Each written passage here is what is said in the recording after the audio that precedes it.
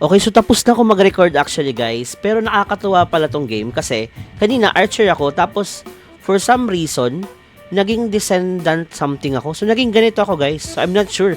Pero parang nag-summon ba ako or nag-transform ako sa ganito? Ganun yung nangyari pero I'm not sure kung ano nangyari. Pero ayan po yung character natin. Kanina po, archer po tayo. Okay? So actually ganda, ganda. Nagulat ako, bigla akong nag-iba yung character ko. Okay, so hello guys, good afternoon, good day. This is me again, Jason, and welcome to my channel In Depth. And nandito tayo ngayon guys para ipakita po sa inyo itong Chaos World nga po natin. So actually guys, tapos na po ako sa character creation. So meron po silang 4 na character po dito na pwede po natin pagpilian. Meron po silang wizard, meron po silang warrior, archer, tapos assassin. So ang pinili ko po dito guys is yung archer. So naglalakad na po tayo dahil meron po tayong quest. And sa bag po natin, ganito po itsura niya sa bag, ayan. In-equip ko na po yung aking bow. So parang sa video po na to guys, more on ipapakita ko lang po muna sa inyo kung ano nga ba ang interface nitong Chaos World. And first time ko din po ito lalaruin guys. So more on preview lang po muna to guys, and nag-quest po muna tayo as of now. So kung mapapansin nyo guys, parang open world din po siya, pero syempre meron pa po kasi tayo mga instruction po dito or parang tutorial quest na kung saan kailangan po muna natin sundin para po mag-progress yung ating tutorial, okay?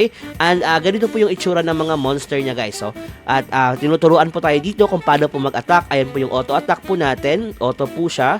Archer cook po kasi tayo dito guys. And ganyan po siya, okay? May mga quest lang po tayo. Susundin nyo lang yung quest dito guys. And silipin natin yung ibang option, okay? So ito meron tayong mga skill. So hindi ko pa na-unlock yung mga skill guys. Tapos ano to? Meron pala silang shop dito. So meron tayong limited package. Ayan, may mga package po tayong pwedeng mabili dito guys. Sa bag, tingnan natin, meron tayong 10,000 dito. May potion tayo. Quest, tapos na. Tapos auto ulit. Ano to? Punta tayo dito. So WASD yung control ko dito guys. Tapos nakakakuha nga tayo ng pera. Kasi meron pa kasi mga quest. Ito yung mga quest natin. Go to Eldrin, move tayo doon. So mayroon mga automatic na pag-move dito. Tapos ito yung quest natin, oh. Pwede tayo touch Eldin, talk to Eldin, reward 50 XP.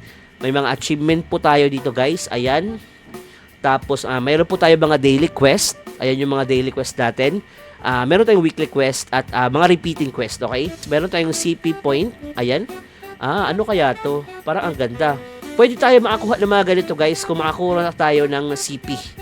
So as of now guys, hindi ko pa po ito alam, pero meron silang mga ganito na mga reward na pwede po natin makuha. Meron po tayo mga pet din po dito. Ang kulit ng pet.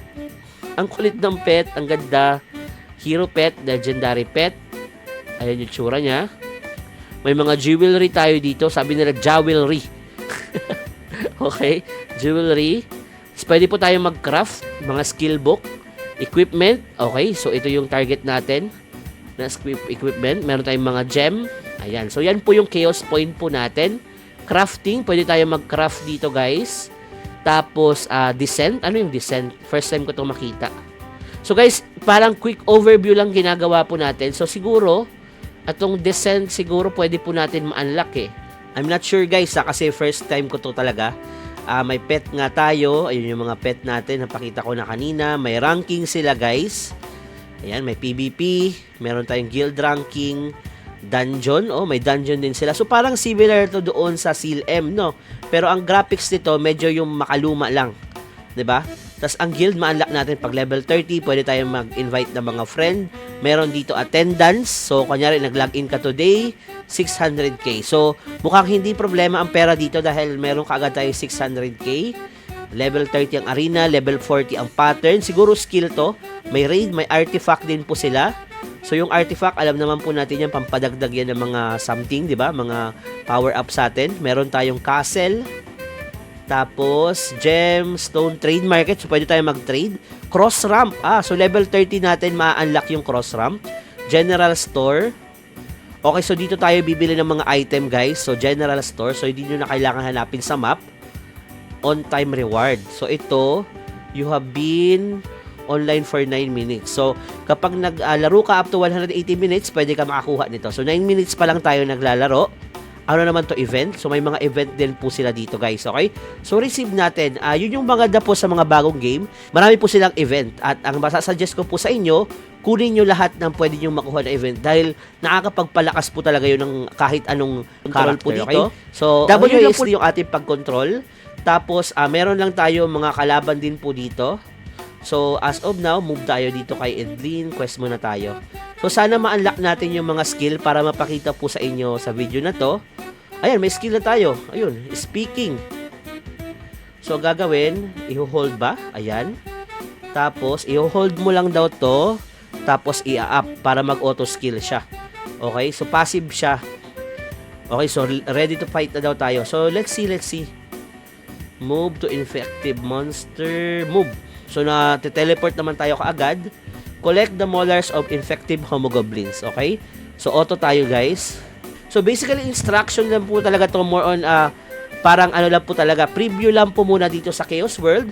Pero nakikita nyo naman guys, maganda po siya and tapos na po, parang para po siyang open world po talaga na mai-enjoy po talaga natin. Kailangan natin bigyan ng detail. So aalamin ko guys kung makaka-earn po tayo dito. Kung meron tayo may earn kapag maglalaro tayo, pero more on discussion lang po muna talaga sa video na to. And meron pa silang map. Okay, so medyo malaki ang world nila dito guys. So basically ganun lang muna guys sa video po na to. Sana may na-share po ako sa inyo.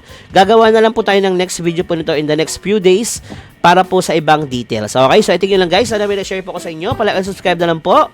Salamat. Bye-bye!